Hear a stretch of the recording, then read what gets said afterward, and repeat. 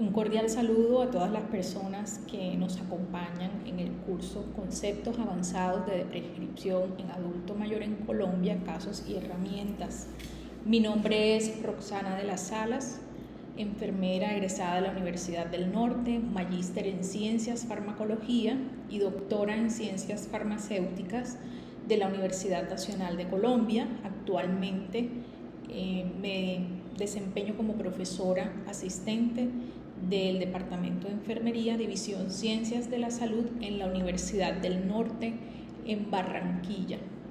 En el día de hoy estaré compartiendo con ustedes el módulo número 4 correspondiente a actualidad sobre polifarmacia y de prescripción en Colombia. Creo que para todos los que trabajan en el cuidado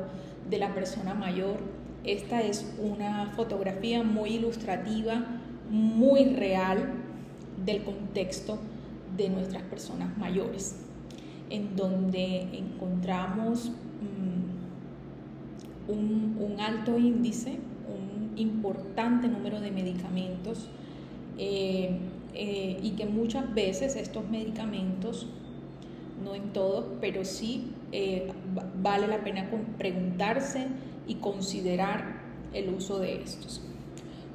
Para aportar en esa gestión de la farmacoterapia de la persona mayor,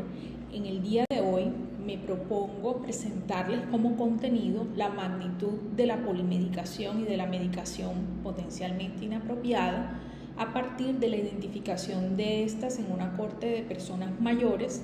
como contarles un poco cómo fue el desarrollo del algoritmo y criterios de prescripción que hace parte de los resultados del proyecto de investigación financiado por el Ministerio de Ciencia y Tecnología, MinCiencias, presentarles las herramientas que surgen a partir de esta investigación con un caso de aplicación a partir del cual se pueden establecer planes de prescripción conjunta en donde se involucra también a la familia, paciente y cuidador. Entonces, para empezar, en la magnitud de la polimedicación, de acuerdo a distintos estudios publicados en la literatura, se encuentra que la polimedicación en personas mayores puede llegar a ser estar presente desde un 27 hasta un 75% de las personas mayores. Vemos que es una situación que es frecuente y que por las potencialidades que tiene, pues vale la pena reiterar la revisión de la medicación, dado que existen mayores riesgos en personas mayores frente a los distintos cambios farmacológicos desde el punto de vista farmacocinético y farmacodinámico que podrían predisponer a aparición a mayor susceptibilidad de efectos adversos a medicamentos. Esto es algo que se ha comentado en los módulos anteriores. La medicación potencialmente inapropiada en personas mayores en distintos países, de acuerdo a un estudio en la India, es del 21.8%, en España un estudio nos reportó hasta un 85.2%, mientras que en Colombia en un estudio del 2010 nos reportaba un 21.5%, un estudio más reciente del 2020 indica un 30.7%. Esto, digamos, con diversas herramientas de identificación de medicación inapropiada, pero que nos dan un parámetro de cuál es la magnitud, digamos, comparativamente de este problema en distintos países. La mayoría de las guías que nosotros encontramos orientan la prescripción, pero no dan mayores recomendaciones sobre cuándo de prescribir o cómo de prescribir. Digamos que a partir de esa realidad, a partir de ese problema, surge la necesidad de desarrollar más herramientas, más criterios y sobre todo que sean ajustados al contexto colombiano para apoyar la toma de decisiones frente a la farmacoterapia de las personas mayores. Es así como se inicia el proceso de desarrollo de lo que es el algoritmo de prescripción y el listado de criterios de prescripción de medicamentos, el cual surge a partir de una metodología planteada que consistió, número uno, en la conducción de una revisión sistemática de la literatura, a partir de la cual se identificaron distintas herramientas. La idea fue hacer un mapeo, una identificación de las herramientas que actualmente están siendo utilizadas a nivel global en este tema de la prescripción. Y el paso número 2 fue la aplicación el análisis de una cohorte de más de 36.000 pacientes, personas mayores,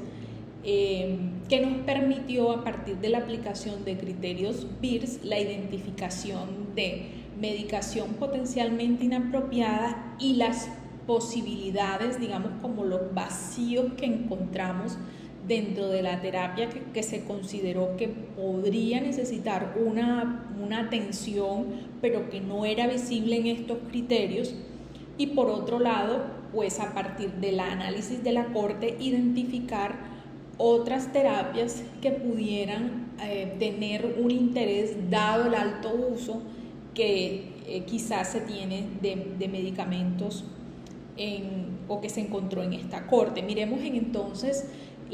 qué pasó en el análisis de esa corte de pacientes de personas mayores colombianas, en donde se realizó un estudio observacional descriptivo retrospectivo de 36.111 personas mayores con enfermedad crónica, entre esas hipertensión, diabetes y otras, que fueran afiliadas al Sistema General de Seguridad Social a partir de la atención en un servicio farmacéutico de operación nacional que presta los servicios de dispensación de medicamentos y seguimiento farmacoterapéutico. Esto nos permitió realizar un panorama general de esa medicación inapropiada, en donde a partir de los criterios BIRS, hasta este momento no teníamos desarrollado el listado de criterios. Se aplican los criterios BIRS y nos permite identificar al menos que la prescripción potencialmente inapropiada se da en al menos un 23.39% de los pacientes evaluados, siendo los inhibidores de la bomba de protones los que se identificaron como mayormente evitables, seguido de fármacos como las sulfonilurias, antidepresivos, AINES, entre otros. Digamos que aquí en esta primera línea, de acuerdo a lo que proponen el listado de criterios BIRS, es lo que mayormente se identificó.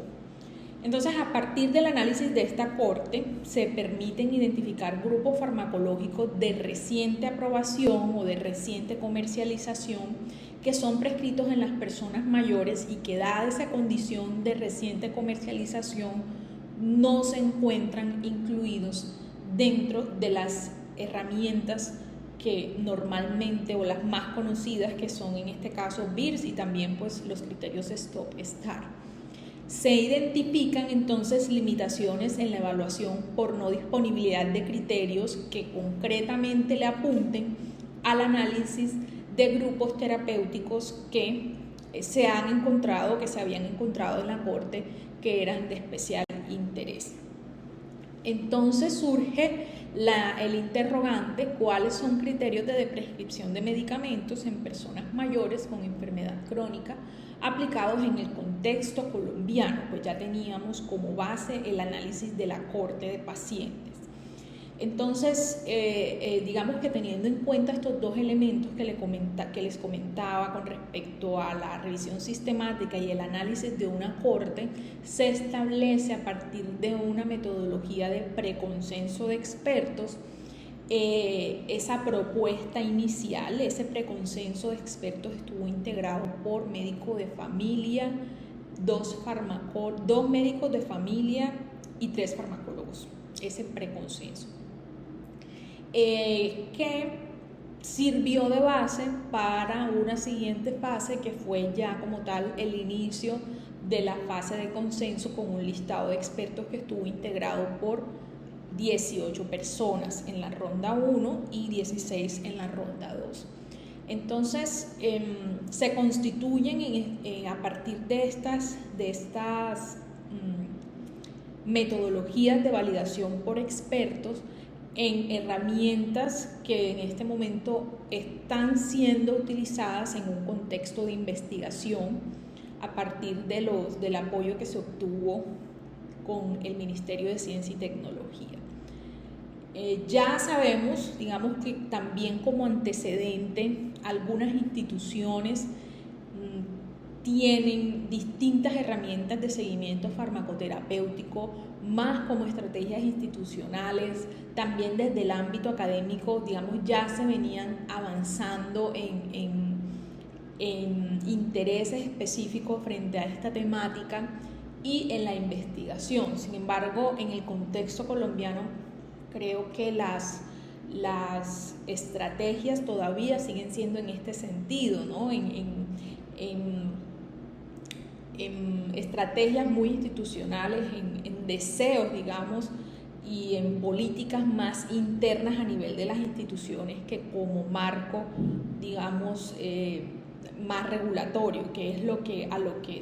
deberíamos apuntarle a partir de estas estrategias que desde el punto de vista de investigación nos van validando el uso de estas herramientas. Entonces, por mostrarle dentro de los resultados, este es el algoritmo que surge a partir de la propuesta de validación por un grupo de expertos integrado ya, digamos, dentro de unos perfiles más amplios, lo que les comentaba en las rondas formales 1 y 2, expertos en el área de geriatría, farmacología clínica, farmacia,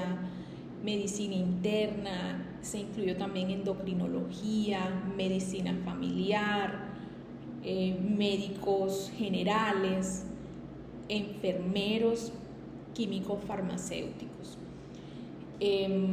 Esta metodología nos permitió obtener una herramienta paso a paso para guiar, identificar, evaluar y establecer toma de decisiones en torno a la medicación, a la farmacoterapia de la persona mayor, y como ustedes observan en esta imagen, considera preguntar además por las sugerencias y quejas del paciente y su cuidador,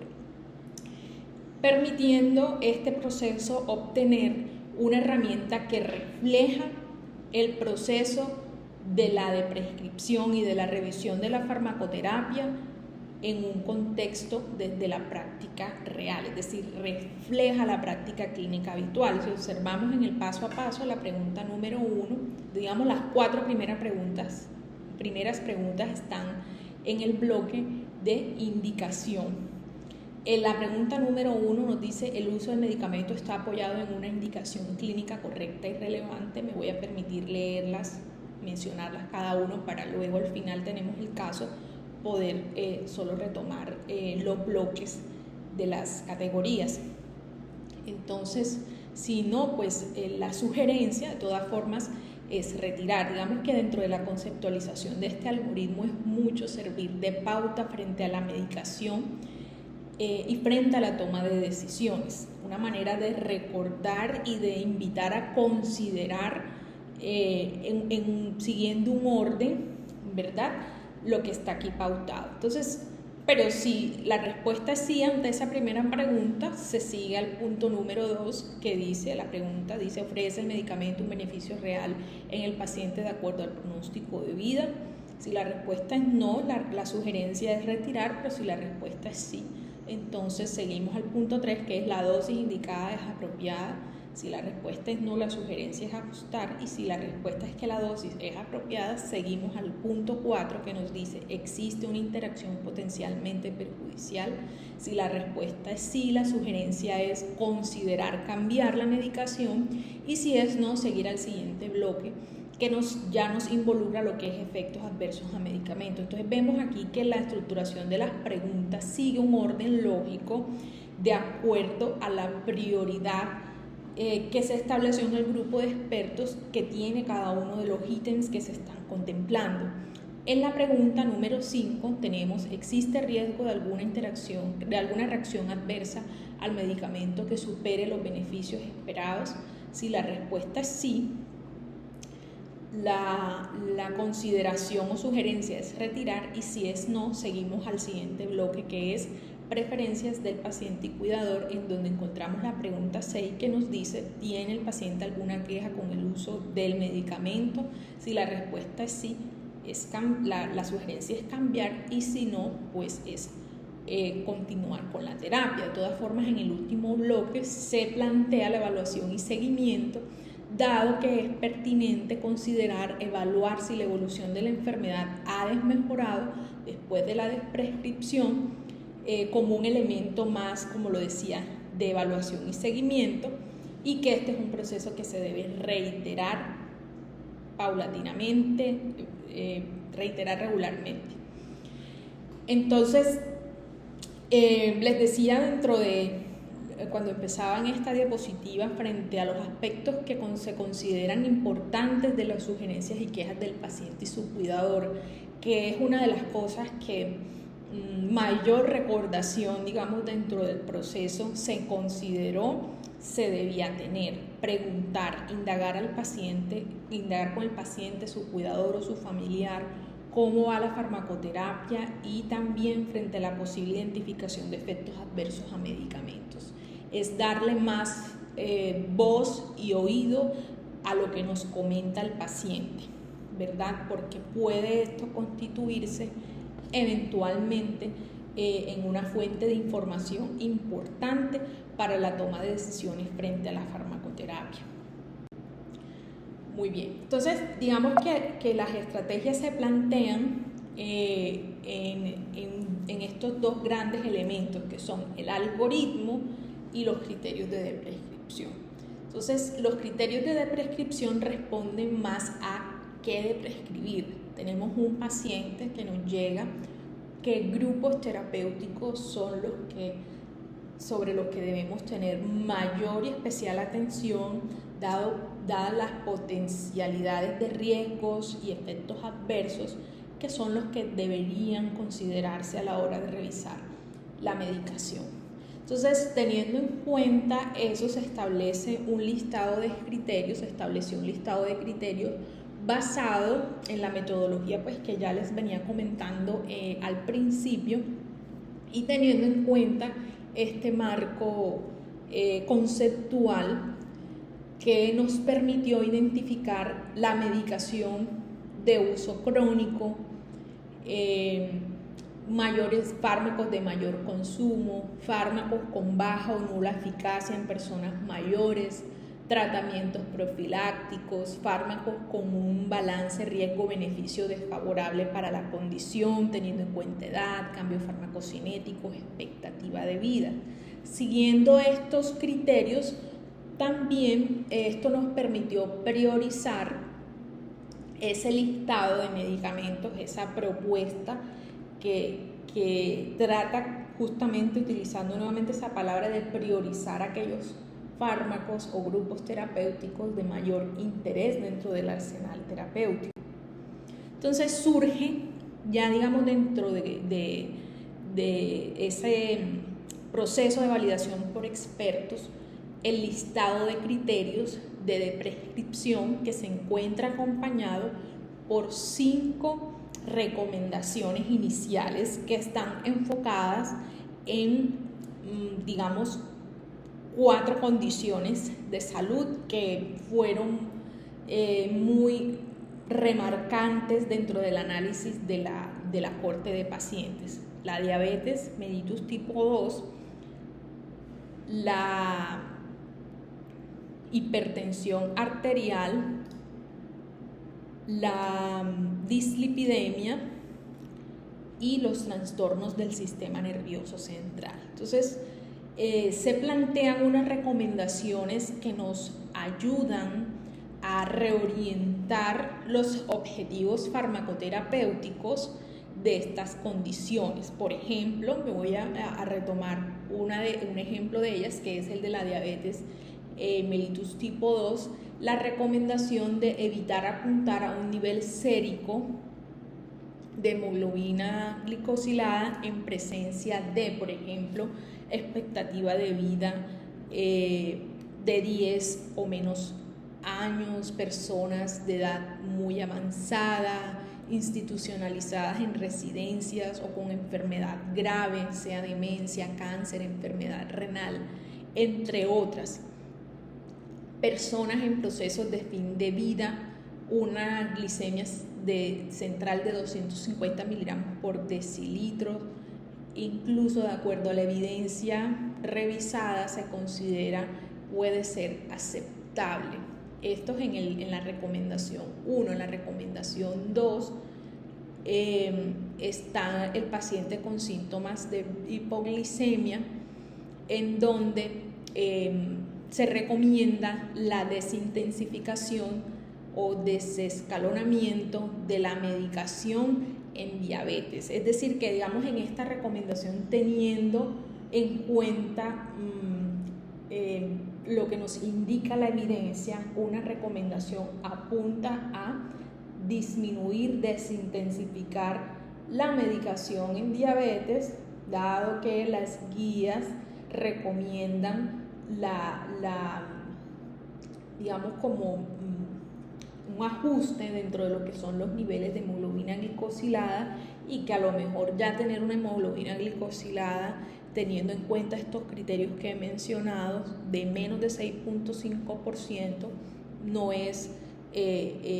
quizás lo más adecuado, dado que esto nos podría llevar a un número importante de uso de antidiabéticos que podrían a su vez llevar a efectos adversos.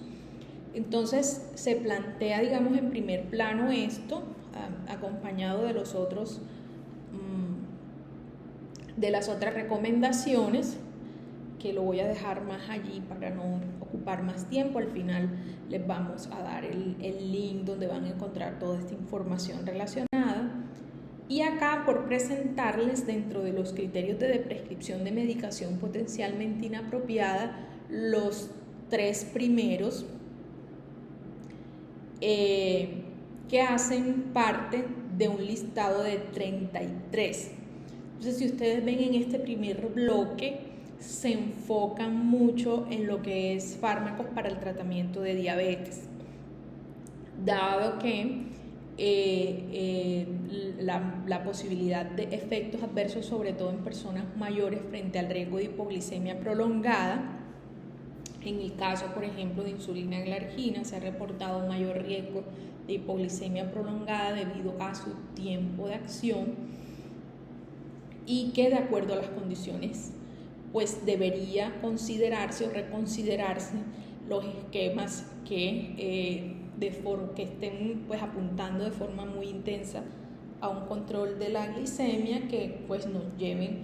a una hipoglicemia como efecto adverso derivado del uso de estas insulinas. Entre otras insulinas está también la de Gludec, que también, digamos, está relacionado a este riesgo. Los agonistas del receptor del péptido 1 similar al glucagón, que también en personas mayores, de acuerdo a sus condiciones, está el riesgo de pérdida de peso rápido en pacientes con riesgo nutricional o pacientes frágiles. Esto puede ser una condición, una situación que pues podría desmejorar la condición del paciente. Acá se nos repite la diapositiva, es la misma información, pero digamos que en general el listado está conformado por 33 criterios que incluyen fármacos en diabetes, en hipertensión, el uso en parte de analgésicos, en la parte cardiovascular, el uso de estatinas,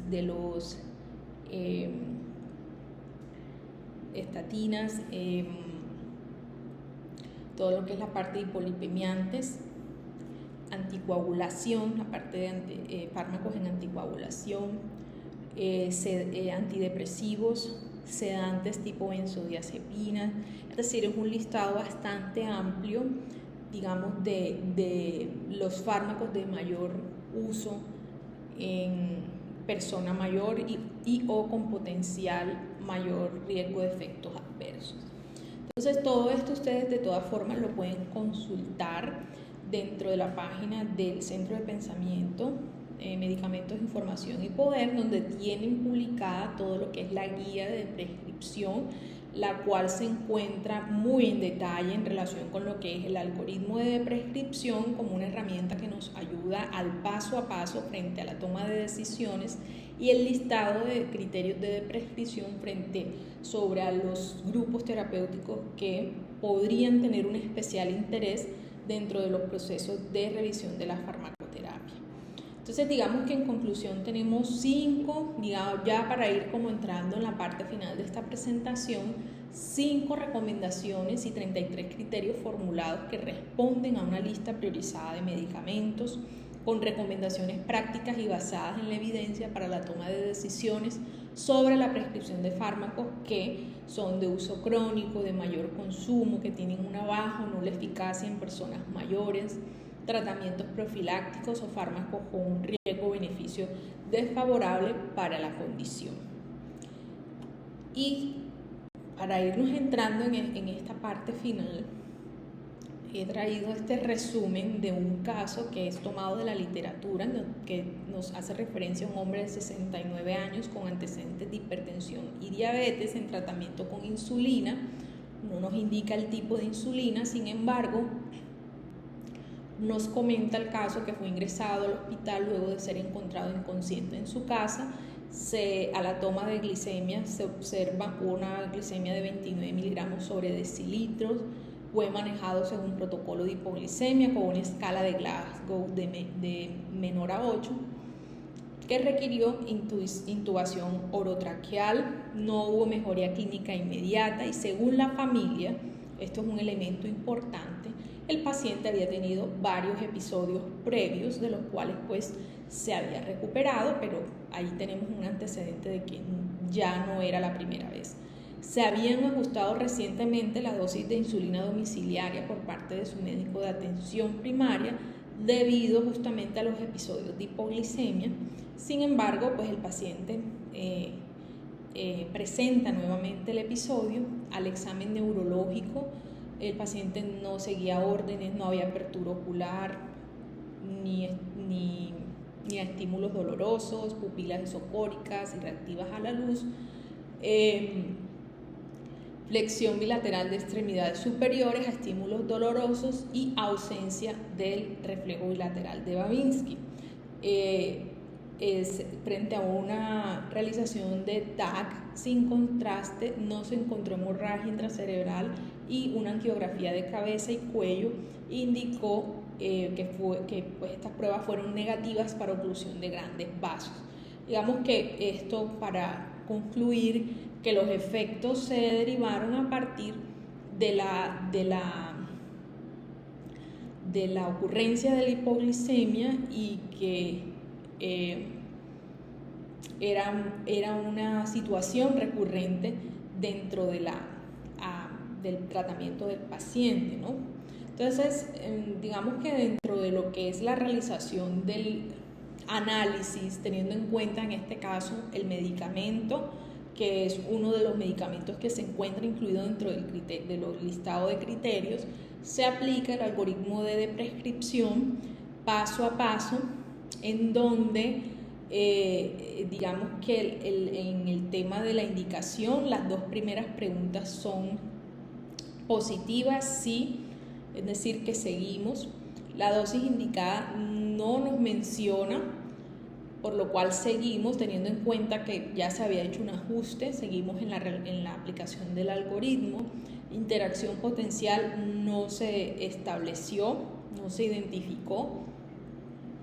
Dentro de efectos adversos sí se encuentra el efecto adverso que supera los riesgos, superan los posibles beneficios, pues teniendo en cuenta que es una hipoglicemia prolongada, recurrente en el paciente, y dentro de las preferencias, digamos que si bien el caso no lo plantea de forma explícita, podríamos decir que hay una referencia del familiar que nos indica que el paciente no era su primer episodio, había tenido otros episodios previos presente. Entonces, digamos que nos encontramos frente a un caso interesante y de aplicabilidad frente a las herramientas que se están planteando. El algoritmo de prescripción nos permite identificar dos aspectos importantes, que son el de los riesgos asociados a la farmacoterapia, y que en tal sentido una recomendación a considerar es el tema de o cambiar la medicación o verdaderamente hacer un reajuste de dosis con un seguimiento mucho más estricto frente a la administración, que nos garantiza una mayor seguridad terapéutica. Y el otro aspecto que nos podría llevar a una reconsideración de la terapia es lo que nos está indicando el familiar, de que ya es hay una recurrencia en el evento, y que lo que podría llegar a ocurrir en este caso es que se vuelva a presentar la situación, ¿verdad? Entonces hay una situación de intervención, además que considerar los aspectos que tienen que ver, el caso si bien no lo plantea, considerar los aspectos que tienen que ver con el cuidador. De pronto es un paciente que desconocemos cómo está haciendo ese seguimiento farmacoterapéutico desde el punto de vista de apoyo de un cuidador en el hogar, dado que, como se sabe, las personas mayores pueden tener más dificultad en el seguimiento y en el cumplimiento. A veces suele ocurrir la administración de múltiples dosis de medicamentos cuando no tienen un apoyo, digamos, desde el punto de vista de un familiar o de un cuidador que verdaderamente apoye estos procesos de uso de medicamentos, y más en este caso que hay unos riesgos presentes ya plenamente identificados. Entonces, digamos que estas herramientas frente a estos casos nos permiten seguir digamos de forma organizada, sin obviar alguna pregunta que sea de interés, que nos pueda llevar a identificar aspectos a intervenir para la gestión del riesgo en el uso de la medicación de la persona mayor,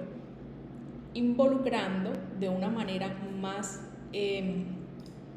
importante el componente de la familia. Entonces, ya para terminar, a partir de esta pequeño análisis de este caso, nos permitimos concluir que estamos obteniendo como resultado de este proceso investigativo unas herramientas en un contexto real, adaptadas para intervenir frente a la carga de la medicación en personas mayores, y que verdaderamente se requiere una mayor integración, participación de profesionales de medicina, enfermería, farmacia, familias y cuidadores dentro de estos procesos para una mayor